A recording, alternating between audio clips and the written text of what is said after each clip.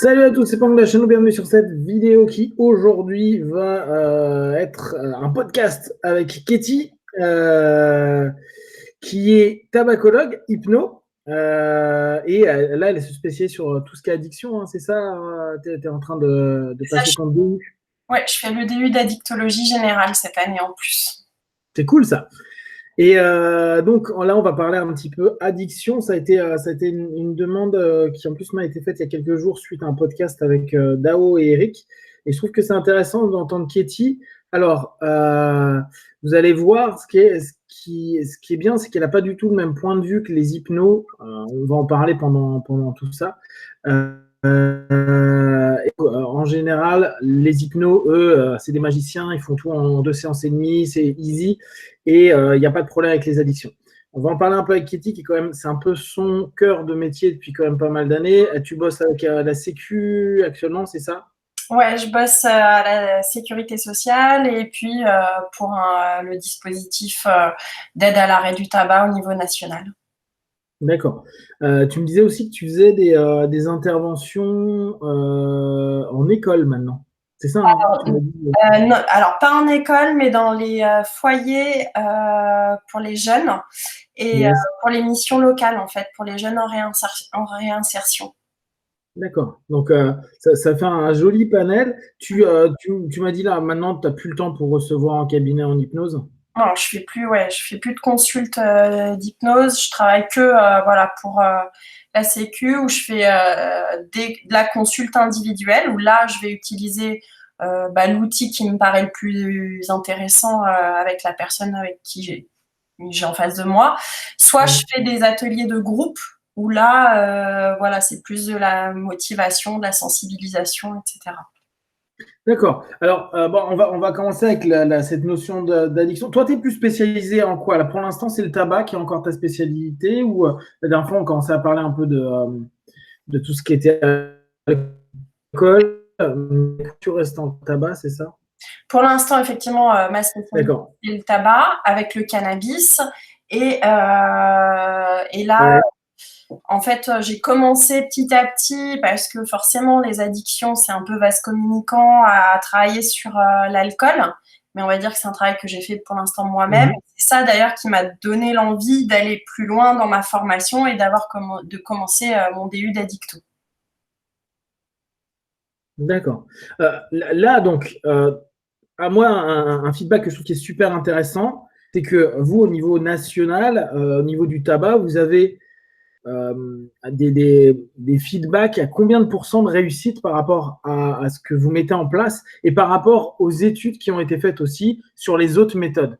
Parce que ça c'est intéressant à savoir. La plupart des personnes qui écoutent ou qui se disent tiens, je vais faire de l'hypnose, ah, tiens, je vais faire de la PNL ou autre, ils se disent ah bah oui, moi, mon praticien, il a 90% de réussite, 100%, 80%, etc.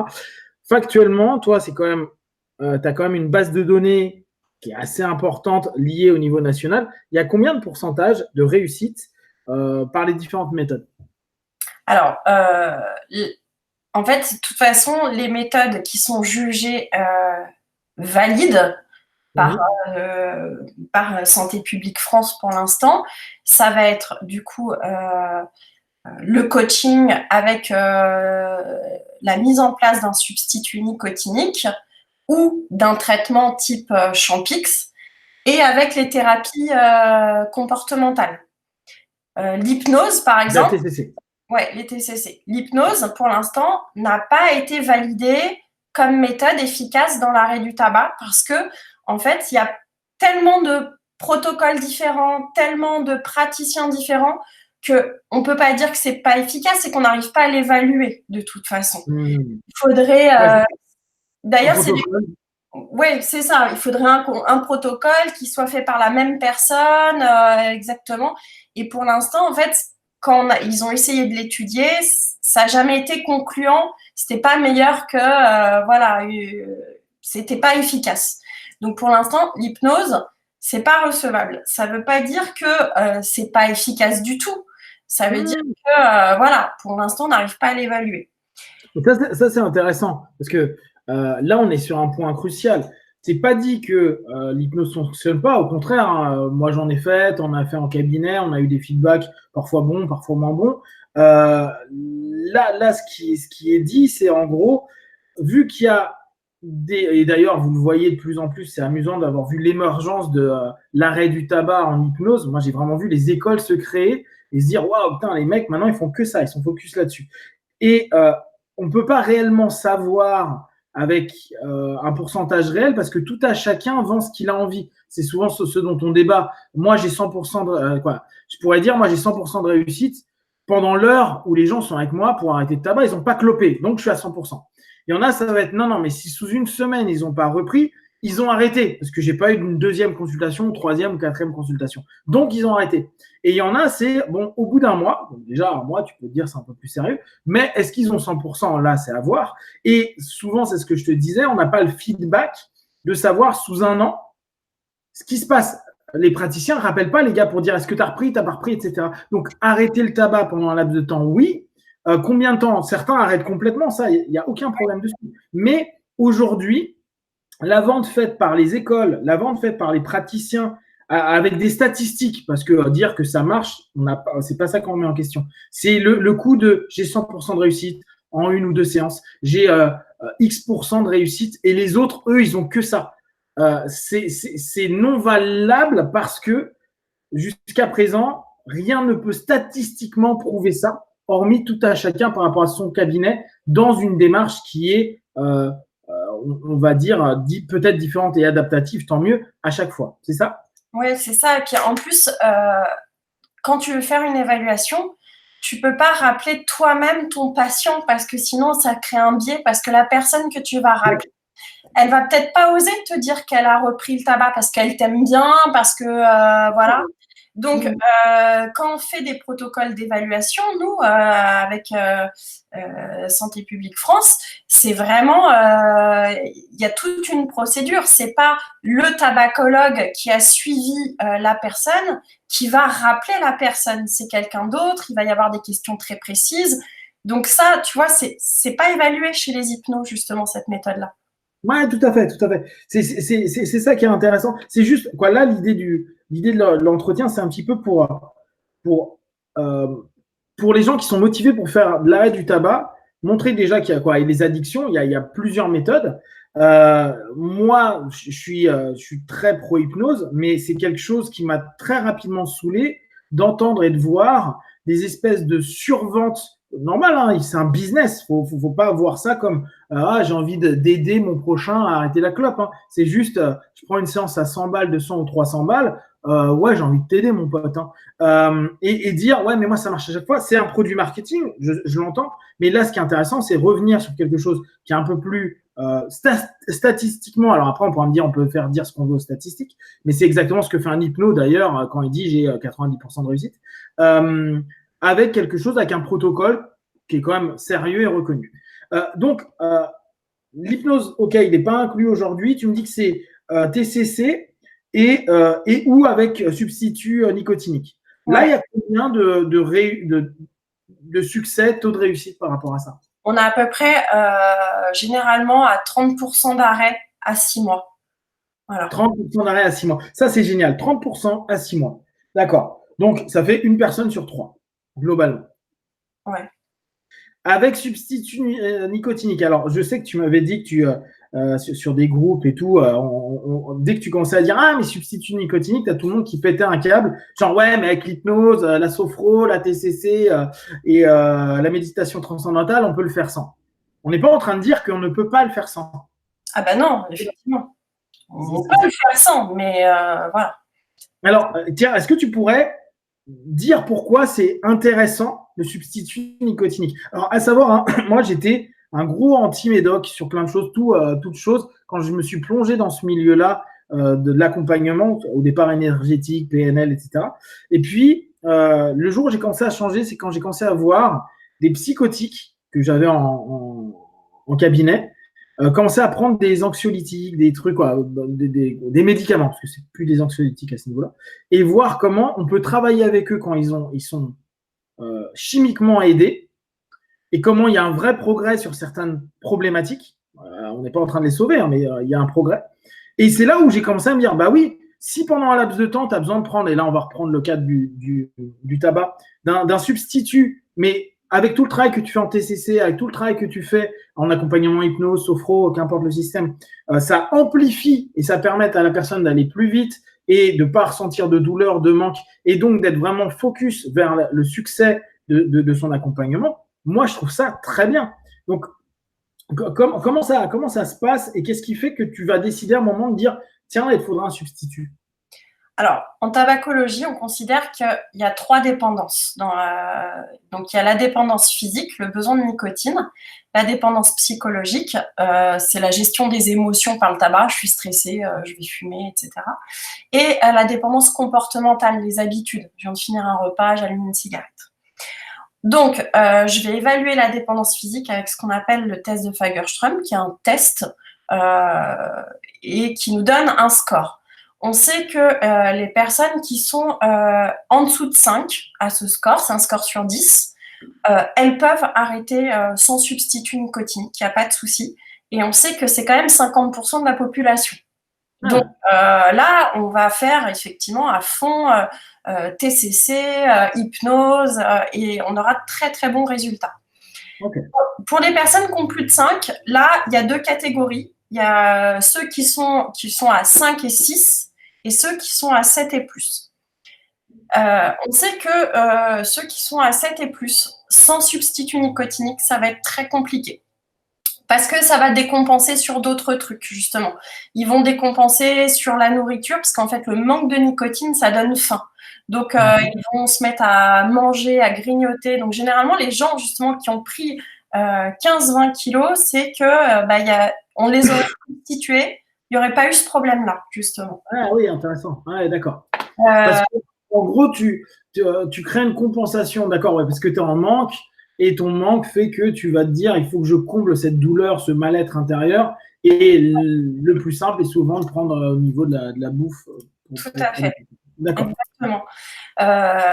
Tu peux décompenser sur de l'énervement, de l'irritabilité, de la déprime, tu as plein de choses. Donc, moi, en fait, les personnes qui sont au-dessus de 5, effectivement, j'ai tendance à mettre en place une substitution nicotinique en leur expliquant. Voilà, après, ils veulent ou ils veulent pas, il n'y a pas de souci, mais voilà, je leur dis que le manque de nicotine, alors ça dure pas ad vitam aeternam, il faut à peu près 3 mois maximum, maximum sans fumer pour ne plus être dépendant physiquement à la nicotine.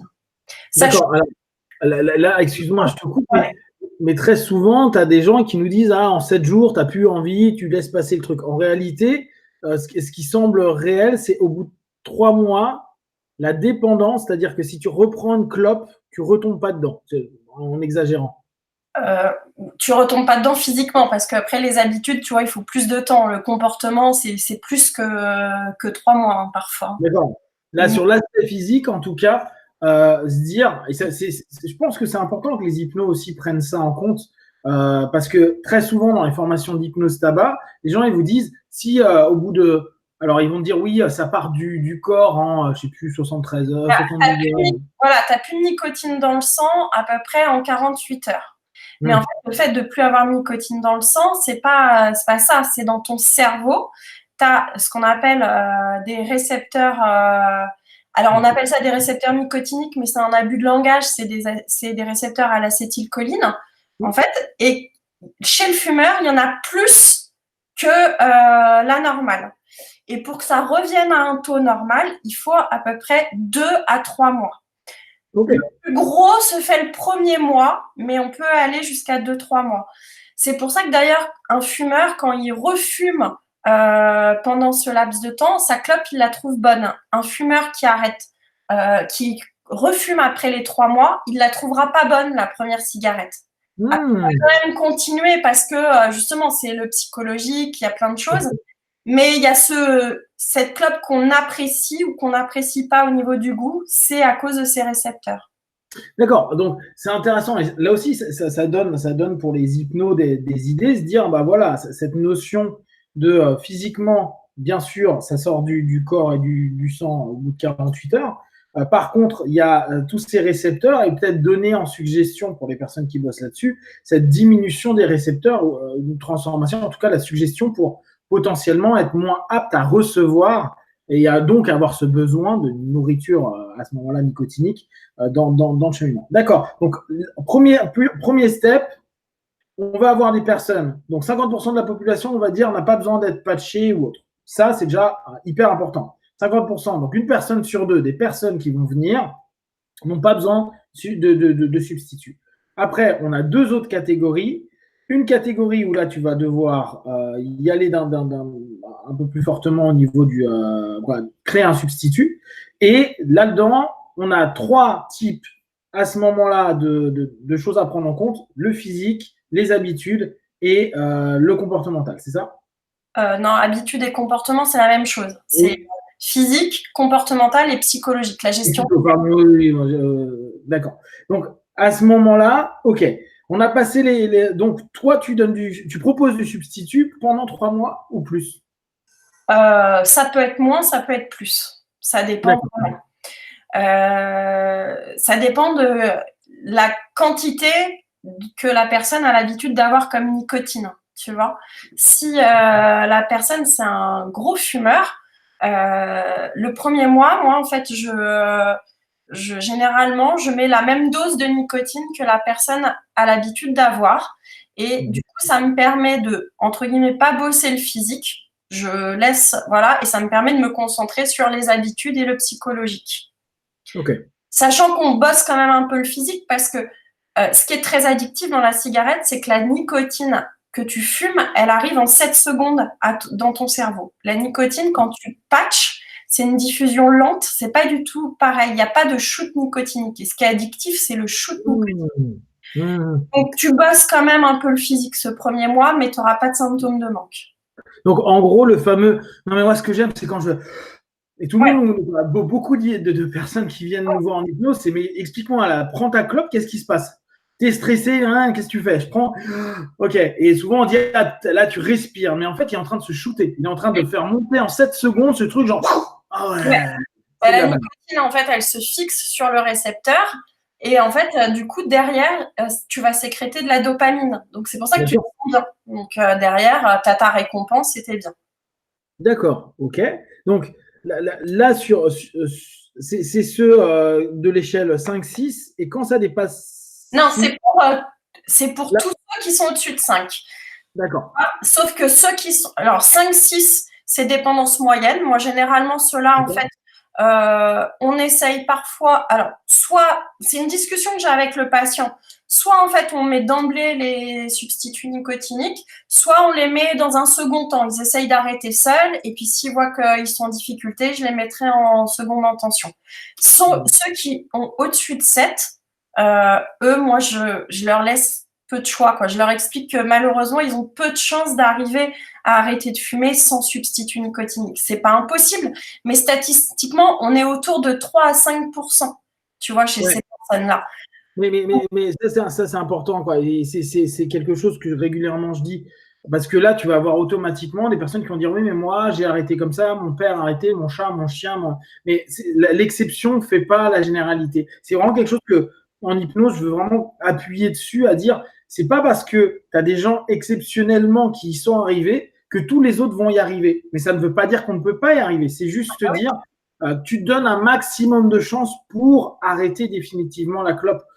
Et effectivement, donc, à partir de là, est-ce que tu aurais globalement, là, on a un 50% qui peut faire 100, on va dire 5, 6, tu en as à peu près combien en termes de pourcents des addictifs? 30% et 20% au-dessus de 7. Ok, donc tu as quand même. Allez, pardon, je me suis trompée. C'est 30% qui sont au-dessus de 7.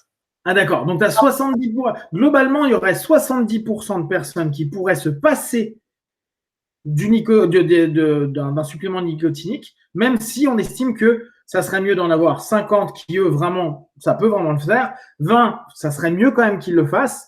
Et après, les autres, exception, hors exception, 3-5%, vaut mieux vraiment qu'il y ait un suivi nicotinique à ce moment-là. C'est ça? Ouais, c'est ça. Ok. Et donc. Après, tu vois, souvent, moi, j'utilise cette métaphore. En fait, c'est la gestion de la douleur. En fait, chacun a sa propre gestion de la douleur. Et je leur dis souvent, vous savez, une femme, elle peut accoucher avec ou sans péridurale. Et bien, un fumeur, il peut arrêter avec ou sans substitut nicotinique. Et c'est juste ça, en fait. Donc oui, c'est possible d'arrêter sans, mais ça sera plus confortable pour vous d'arrêter avec, parce que ben voilà, vous allez moins avoir faim, vous serez moins énervé, etc. Bien sûr, bien sûr. Non, non, mais là, on est sur l'idée. L'objectif de tout ça, qu'importe le métier de la personne, c'est que le partenaire, le patient ou le client, qu'importe comment vous le nommez, puisse à un moment donné arriver au résultat qu'il veut, c'est-à-dire ne plus toucher de clope jamais. Là, en l'occurrence, la plupart du temps, les feedbacks que tu as, c'est sur 6 mois. Est-ce que il y a des rappels sur 1 an, 2 ans, 3 ans au niveau national? Non, c'est pas, on n'évalue pas, on le fait juste à 6 mois parce que c'est déjà un gros travail à faire, mais Ouais. pas fait. Après, ça c'est fait sur des études, des études, tu vois, que tu peux trouver à droite à gauche, mais c'est pas quelque chose de régulier. Par contre, dans le monde entier, et c'est pour ça que c'est ce qu'on fait en France, on fait des évaluations justement à 6 mois et on compare les résultats de chaque pays et on regarde justement qui s'en sort le mieux, pourquoi, qu'est-ce qu'ils font, etc. Et c'est comme ça qu'on définit nos protocoles, comment on agit avec un fumeur. Est-ce que c'est homogène au niveau international? Ouais. Oui, on est assez homogène. On est tous autour entre 30 et 35%. Ça varie, voilà, c'est à peu près ça. Donc 35% sur 6 mois. Ouais, c'est ça. Exactement. Et sachant que, je réinsiste là-dessus, que les substituts nicotiniques, ça fait pas tout, hein. C'est justement, c'est la dépendance physique. Derrière, si on fait pas de TCC, si on fait pas justement un peu d'hypnose, si on fait pas du réapprentissage du comportement, c'est pas possible. La personne, elle ne s'en sortira pas. C'est pareil. Alors, justement, c'est sur ça. Donc là, on a vu le principe des substituts et souvent, tu me disais, sur les groupes ou les trucs tabac, etc., c'est là-dessus où les gens ont du mal, les hypnos, ils sont un peu fermés à dire, ouais, mais on peut le faire sans, c'est ça? Ils acceptent pas, quoi. En tout cas, toi, ton ressenti, beaucoup d'hypnos ne valident pas cette notion de substitut. Tu sais pourquoi ils sont un peu contre ça? Qu'est-ce qu'ils te disent pour ça? C'est leur croyance, en fait. Ils me disent, moi, ma croyance, c'est de dire que la nicotine n'est pas addictive. D'accord, ok. Donc là, on reprend un concept très PNL hypnose. La carte n'est pas le territoire. Toi, tu proposes une vision statistique, protocolaire, je vais mettre scientifique de ça. Eux, ils ont une démarche qui est plus psycho, à dire bah, la croyance va changer le comportement et la façon de, et donc la perception de la nicotine ou autre. Et dans ce que moi je propose, donc en gros, dans la suggestion initiale qui est proposée par l'hypno, sur laquelle il veut faire adhérer automatiquement le partenaire qui vient, c'est quelque chose qui va énormément travailler pour justement que la personne ait peut-être pas la sensation physique de manque à un moment donné, ce qui ne veut pas dire qu'il ne l'aura pas, mais la suggestion va tenter d'absorber cette idée-là. C'est un peu ça, eux, qu'ils ont en tête, c'est ça? Oh, trop bien. D'accord, ok, ouais. C'est juste une question clairement de carte. C'est-à-dire que eux, ils disent, moi, je travaille sur la suggestion qui permet d'eux, et vu que j'ai la croyance et l'intentionnalité que la personne est réceptive à ça, ça devient le centre de mon mapping et de ma cartographie stratégique à ce moment-là pour faire ma session d'hypnose. Ma ou mes sessions d'accompagnement. D'accord. Et alors, moi, pour avoir étudié la TCC, ce qui m'avait marqué, je trouvais que c'était très hypnotique sur plein de choses. On trouve énormément de principes qu'on a dans l'hypnose. Je trouvais par contre, il y avait énormément de sessions. Comment ça se passe, toi, de ton côté? Donc là, on est OK. Hein, on a vu le corps, on comprend qu'il y a un aspect qu'on peut faire sans, avec. OK. Maintenant, on passe à la notion psycho. À la notion psycho, donc tu me parles de TCC, on parle d'hypnose, de sophro, mais on sait que là, ce n'est pas validé nécessairement par l'État. Combien de sessions c'est? Comment ça se passe de ton côté déjà? Alors, moi, de mon côté, c'est un peu spécifique parce que comme du coup, je suis dans un dispositif national qui est gratuit, on a un nombre de consultations qui est limité. Donc, on les appelle, donc on fait le bilan Tabaco, on les appelle après à J3 de l'arrêt, J7, J15, J30. Ok. C'est Très bien. c'est le protocole qui est fait dans le monde entier. C'est justement pour qu'on puisse se comparer, tu vois. Chouette. Et passé le J30, normalement, on les rappelle qu'à 6 mois pour évaluer. Si à J30, on sent que la personne, elle est fragile, qu'elle a besoin encore de bosser certaines choses, là, je vais l'orienter sur un autre tabacologue privé, justement, ou justement un thérapeute TCC privé, mais ça sera plus dans le dispositif gratuit de l'État, en fait. D'accord. Donc, toi, en somme, tu as 5 fois les partenaires. Ouais, D'accord. En gros, tu es un praticien arrêt tabac, 5 séances. ouais, c'est Enfin, ça. 5 séances, hein, mais c'est juste pour qu'on puisse faire un comparatif avec l'hypnose. Moi, très souvent, quand je faisais, j'en fais plus, hein, mais arrêt tabac, je disais le one shot. Il y a des moments, ça passe très bien, mais je disais plutôt 2-3 séances en fonction. Au bout du compte, c'est vrai qu'aller jusqu'à 5, c'est pas complètement débile. Quoi, c'est même ça a du sens sur plein de choses. Effectivement, comme tu dis, à J plus X. C'est-à-dire, peut-être pour quelqu'un qui est dans l'accompagnement psycho ou TCC à côté, se dire, bah ouais, je vais le revoir peut-être pas à J plus 30, mais à J plus 60, etc., Ouais. etc., avec des lines qui sont un peu différentes. D'accord. Et là, toi, tu bosses comment à ce moment-là? Tu fais des recadrages beaucoup? Tu fais comment? C'est quoi ton cheminement stratégique? Ben, j'ai pas vraiment, tu sais, je le fais en fonction de la personne que j'ai en face de moi. C'est pour ça que je te dis que c'est compliqué à évaluer le coaching à côté. La première séance, quand je fais déjà le bilan tabaco, je leur demande déjà l'histoire qu'ils ont avec le tabac. Parce que souvent, ils ont déjà essayé d'arrêter de fumer. Donc, voir ce qui a marché, ce qui n'a pas marché, qu'est-ce qui a été compliqué pour eux. Et c'est là-dessus que je vais travailler. Donc, si par exemple, à chaque fois, ils me disent non, mais moi, à chaque fois, ce qui me fait craquer, par exemple, c'est dès que je suis stressée, on voit bien qu'il y a un souci sur la gestion du stress. Donc, mes consultations que je vais faire, par exemple, celle de J15, J30, ça peut être peut-être sur la gestion du stress. Donc là, je vais travailler des techniques d'auto-hypnose que je vais essayer de leur apprendre. Voilà, quoi. J'improvise en fait en fonction de ce que la personne me dit. Tes sessions, elles durent combien de temps avec tes partenaires, ou avec tes clients? Je Alors, sais pas comment tu les appelles. Tu les dépend. appelles comment? Je les appelle. Alors, si je suis dans le cadre de la sécurité sociale, les assurés. Ah ouais, d'accord. Ouais, drôle. Ouais, ouais. Et si je suis sur la ligne d'appel nationale, je les appelle les appelants. Ce sont mes Ouais, appelants. ouais, logique, logique. Donc là, c'est deux dispositifs différents parce qu'avec la sécurité sociale, je les ai en face à face au cabinet. Quoi. Donc là, j'ai des sessions d'à peu près 45 minutes, 1 heure par personne. Ok, un Donc petit là, peu. je vais faire un gros travail. Quand on est sur la ligne d'appel, là, on va avoir on est plus court. On est sur des sessions de 15 à 30 minutes maximum. Ouais, Voilà. c'est déjà pas mal. D'accord. Ah ouais, ouais. Donc, tu as quand même, toi, une latence. Tu as un process qui est proposé. Et après, c'est vraiment en fonction de ton partenaire et toi, de tes propres compétences, des choses que tu connais. Donc, le travail psycho, oui, ça va être vraiment, comme tu dis, là, tu as utilisé plusieurs fois le mot coaching, ça va être vraiment un coaching mental pour s'apaiser. Est-ce que tu fais pas, moi, je sais que ça fait vraiment partie de ma forme d'hypnose, mais des régressions, genre t'amuser à faire, parce que quand tu poses la question de dire ton histoire c'est quoi, au bout du compte c'est une régression à la cause que Ouais. tu tentes de définir au mieux.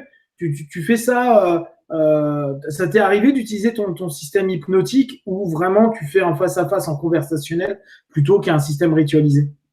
Non, je l'utilise. Je t'avoue que effectivement, c'est pas quelque chose que je fais souvent. D'accord. Par contre, ce que je vais souvent faire, c'est plutôt des ponts vers le futur. Tu vois, je les mets dans les situations. Fais comme si tu étais dans cette situation, etc. Ouais, ouais, ouais, en fait, tu vérifies le boulot que tu as fait en recadrage ou en Ouais, suggestion par des projections sur le futur. ouais, je travaille plutôt comme ça. Mais après, D'accord. peut-être j'évoluerai, tu vois, ça pour le coup, je Ouais, ouais. j'ai pas de méthode. Pour l'instant, c'est plus ma pratique de faire comme ça.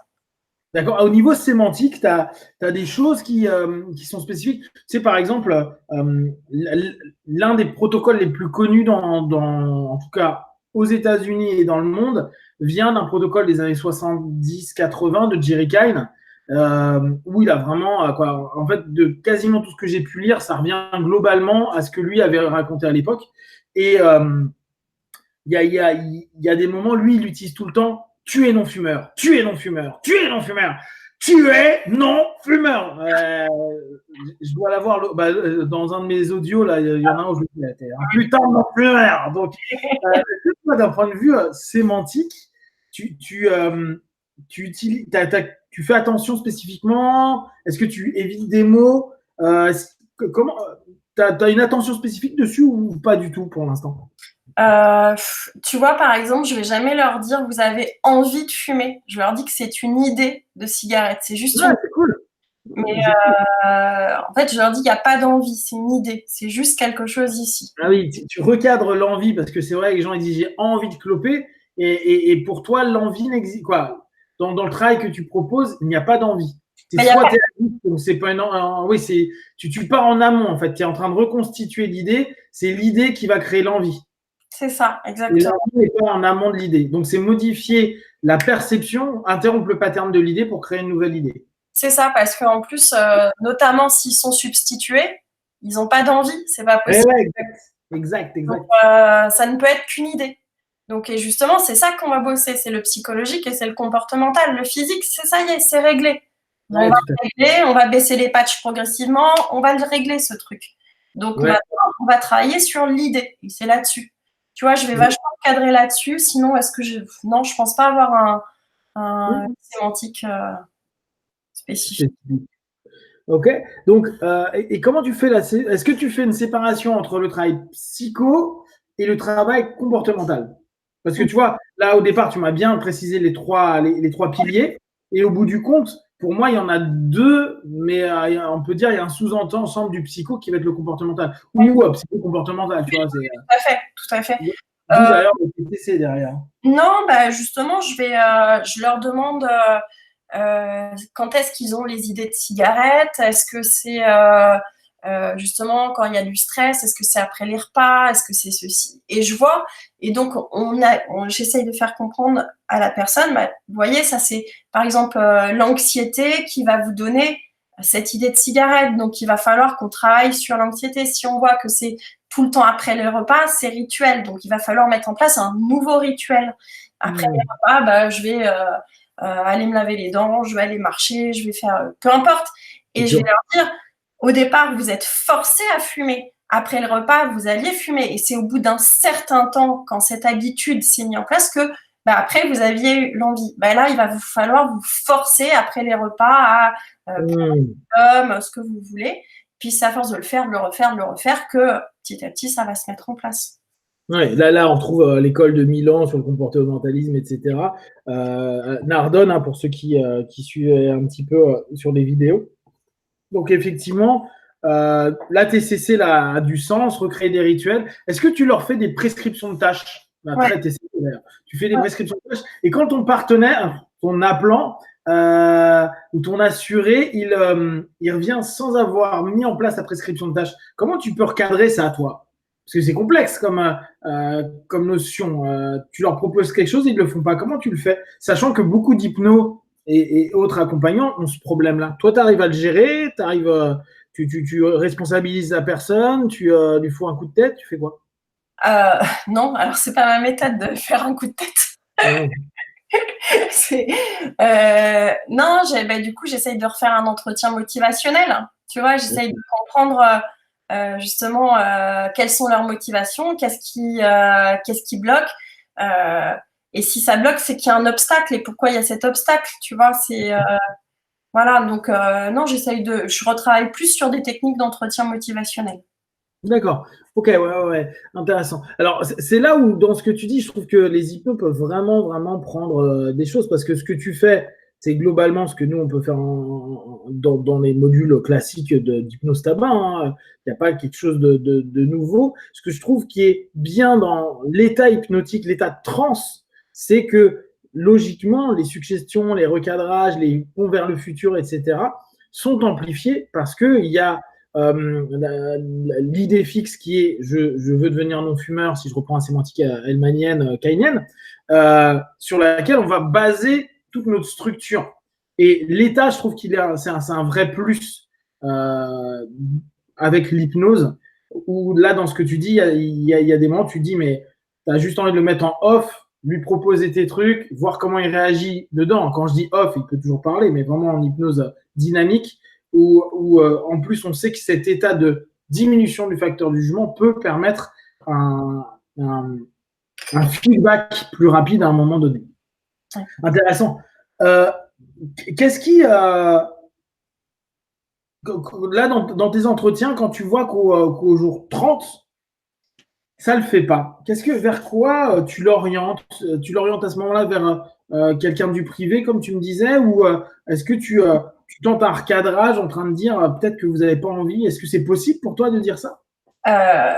Alors, j'essaye de voir pourquoi ça ne marche pas. Si tu vois que justement, c'est le stress à chaque fois qui pose problème, c'est peut-être qu'effectivement, avant de vouloir gérer l'arrêt du tabac, il va falloir gérer la gestion du stress.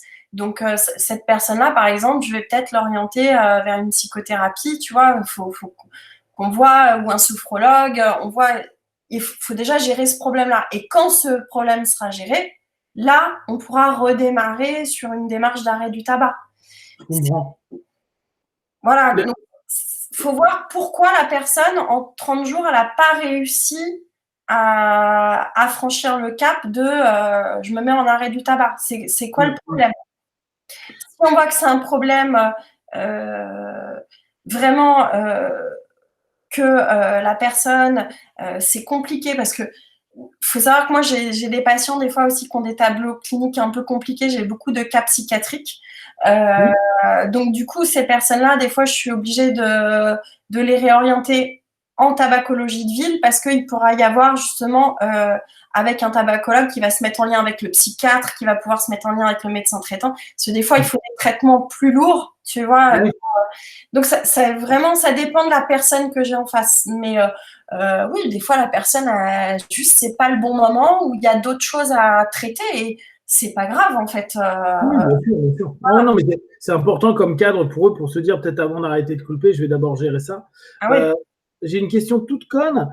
Le partenaire à qui tu as remis des suppléments, des petits patchs, qui fume en même temps, est-ce que c'est problématique en tant que tel?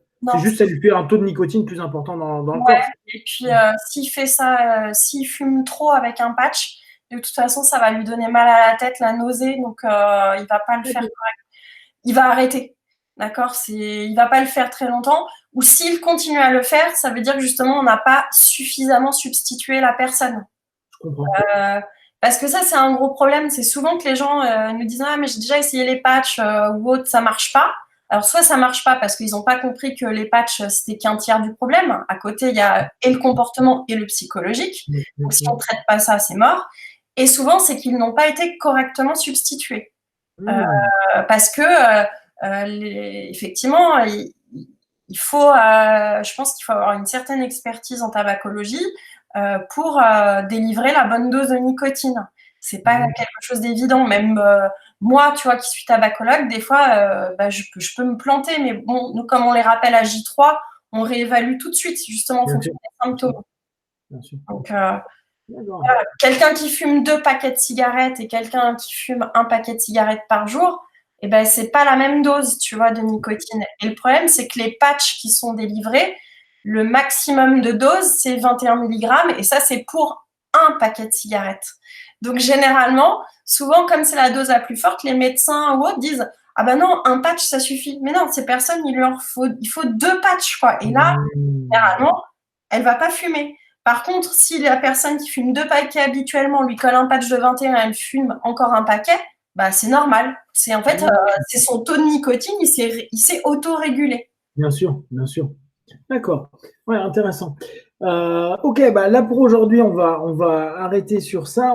Si ça te dit, là, pendant ces quelques jours sympathiques que l'on vit, on se refera la même chose, une petite démarche là peut-être sur le canal, je pense que ça peut intéresser du monde et on pourra parler un peu de drogue, un peu d'alcool. Ça peut être bien de faire plusieurs éléments à ce niveau-là et puis on pourra même s'en faire un autre après du côté comment, d'un point de vue hypnose, psychothérapie, on peut aussi les accompagner à ce niveau-là.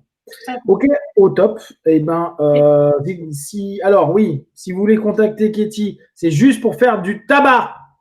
Hein, les mails à la con, genre salut, je veux parler avec toi. Non, non, non, non. Vous la contactez que parce que vous avez un problème de tabac. C'est un peu relou pour les jeunes femmes qui sont constamment sur Internet et qui veulent partager des choses, de se faire draguer par des relous. Donc, elle vous répondra que si vous parlez tabac, c'est le code, les gars. Et qu'il y a un vrai problème de tabac. Voilà. Si vous avez des questions, Derma, vous partagez sur Facebook, YouTube. Tu voudras que je mette ton adresse? Bah non, toi, tu passes directement par Sécu et par. Ouais.